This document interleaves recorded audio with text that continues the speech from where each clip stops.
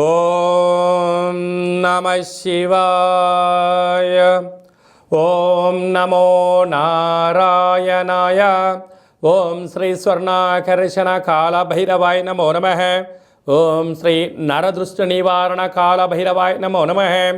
ఓం గణానాం త్వా గణపతిం అవామహే కవిం కవేనాపవస్రవస్తవం జ్యేష్ఠరాజం బ్రహ్మణస్వత ఆనశృణ్వన్నోతభిస్సీదసాదనగం శ్రీమహాగణాధిపతయే నమః.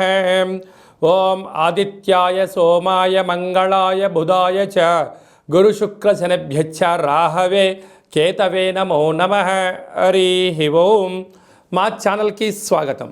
చూస్తున్న వీక్షకులకు ప్రేక్షకులకు ప్రియ కాళభైరవ భగవద్బంధులకి స్వాగతం పలుకుతూ మమ్మల్ని ఎంతగానో ఆదరిస్తూ ఉండబడినటువంటి ప్రియ సోదరి మనులకు అందరికీ, సనాతన ధర్మ సంరక్షకులకు అందరికీ కూడా నూతన తెలుగు ఉగాది పండగ శుభాకాంక్షలు. శ్రీ క్రోధినామ సంవత్సరంలో అందరికీ నిండు నూరేళ్ల ఆయురారోగ్యాలను ప్రసాదించాలని, వారాలు 7, తిథులు 15, నక్షత్రాలు 27, రాసులు 12, లగ్నాలు 12, మహర్దశలు 9, అలాగనే షడ్రుచుల సమ్మేళనమే 6 ఋతువులతో కూడుకున్నటువంటి తీపి, కారం, పులుపు, చేదు, వగరు అనేటువంటిది ఎలా ఉంటుందో మనిషి జీవితంలో కష్టాలు సుఖాలు ఎప్పుడు ఉంటాయి. కనుక ఈ 360 రోజులు ఈ క్రోధినామ సంవత్సరంలో 30 సంవత్సరాల తర్వాత శని భగవానుడు తన సొంత గృహంలో ఉండగా వచ్చినటువంటి క్రోధినామ సంవత్సరం కావడం వలన అందరికీ నిండు నూరేళ్ల ఆయురారోగ్యాలని, విద్య, ఉద్యోగ, వ్యాపార, రాజకీయ, సేవారంగ కార్యక్రమంలో అన్నింటా విజయం సాధించాలని కోరుకుంటూ ఈ సంవత్సరంలో అందరికీ తెలుగు ఉగాది పండుగ శుభాకాంక్షలు. ద్వాదశ రాశిలో గ్రహ గమనాన్ని ఒకసారి వీక్షింపచేద్దాం.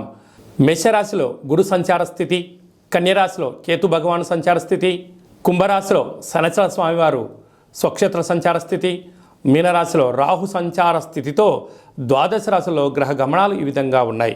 అలాగనే మనకు 26/4/2024 సంవత్సరంలో అనగా ఈ తెలుగు ఉగాది పండగ తదనంతరమే గురువు మేషరాశిలో నుంచి వృషభ రాశిలోకి నర్మదా నది పుష్కర సందర్భంగా గృహ మార్పు ఉందని చెప్పి గమనించాలి. ఈ క్రోధినామ సంవత్సరానికి అధిపతి రాజు అంగారకుడు. ఎందుకనగా ఈ సంవత్సరము మనకు తెలుగు ఉగాది పండగ మంగళవారం రోజు అవ్వడం వలన, మంగళవారానికి అధిపతి కుజ భగవానుడు అవ్వడం వలన, ఈ సంవత్సరానికి రాజు కుజుడు అవ్వడం వలన నిత్యము అనేక మంది క్రోధము, ఆవేశము అనేటువంటి పరిస్థితుల్లో ఉండడము, ఎర్రటి నేలలు, ఎర్రటి పంటలు బాగా పండడము, అద్భుతమైనటువంటి కందులు, మిరప, ఎర్రటి నేలలు, సంపూర్ణమైనటువంటి ఆహార ధాన్యాల ఉత్పత్తులు చాలా అద్భుతంగా ఉంటాయని చెప్పి కూడా గమనించగలగాలి. కన్యరాశి వారికి శ్రీ క్రోధినామ సంవత్సరంలో ఎలా ఉండబోతుందో ఈ వీడియోలో సవివరంగా సంపూర్ణంగా తెలుసుకుందాం. కన్యరాశిలో ఏ నక్షత్రాలు వస్తాయనగా ఉత్తరా నక్షత్రంలోని 2, 3, 4 పాదాలు, హస్తా నక్షత్రంలోని 4 పాదాలు, చిత్తా నక్షత్రంలోని 1, 2 పాదాలు కలిపితే కన్యరాశి. కన్యరాశికి అధిపతి బుధుడు. ఈ సంవత్సరం వీరి యొక్క ఆదాయ వ్యయాన్ని మనం ఒకసారి పరిశీలించినట్లయితే ఆదాయం 5, వ్యయం 5 అంటే నష్టము రానటువంటి రాశులలో కన్యరాశి ఒకటే అని చెప్పి మీరు గుర్తుపెట్టుకోగలగాలి. అదే కాకుండా రాజ్యపూజ్యం 5, అవమానం 2. వృత్తులలో, ఉద్యోగాల్లో, వ్యాపారాల్లో ధర్మంగా, న్యాయంగా, ఆధ్యాత్మికంగా మీరు ఉండడం వలన అన్నింటా విజయం మీ సొంతం కాబోతుందని చెప్పి గమనించగలగాలి.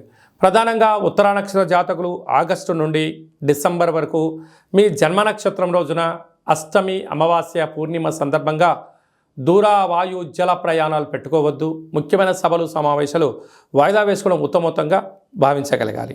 అదే కాకుండా ఈ కన్యరాశి వారి అధిపతి బుధుడు అవ్వడం వలన ఈ విష్ణువుకు చాలా ఇష్టమైనటువంటి రాశి అవ్వడం వలన వీరికి వృత్తులలో, ఉద్యోగాల్లో, వ్యాపారాల్లో కష్టపడేటువంటి వారికి చాలా మంచి కాలం ఉందని చెప్పి గమనించగలగాలి.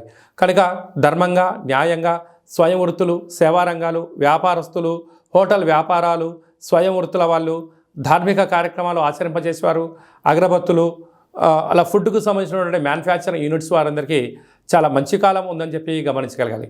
కనుక వీరు వీలైనంత వరకు శక్తి కాళభైరవ స్వామిని స్మరించడం, ధ్యానించడం వలన కష్టాలు తొలగిపోయి ఐశ్వర్యానికి ఆనందం మీ సొంతం అవుతుంది. కనుక ఏదైనా తెలిస్తేనే చేయండి, తెలియలేదు తెలుసుకొని చేసే ప్రయత్నం చేయండి. దీనివల్ల సమయం ధనం వృధా కాకుండా మనశ్శాంతి ఆయురారోగ్యం మీ సొంతం అవుతుంది. కనుక శక్తి కాలభైరవ స్వామి యొక్క ఆనంద దీపాన్ని పూజా మందిరంలో పెట్టడం, గుమ్మం బయట శక్తి కాలభైరవ స్వామి యొక్క ముగ్గు పెట్టుకోవడం వలన నిత్యము ఐశ్వర్యానికి స్వాగతం పలుకుతారు అని చెప్పి గమనించాలి.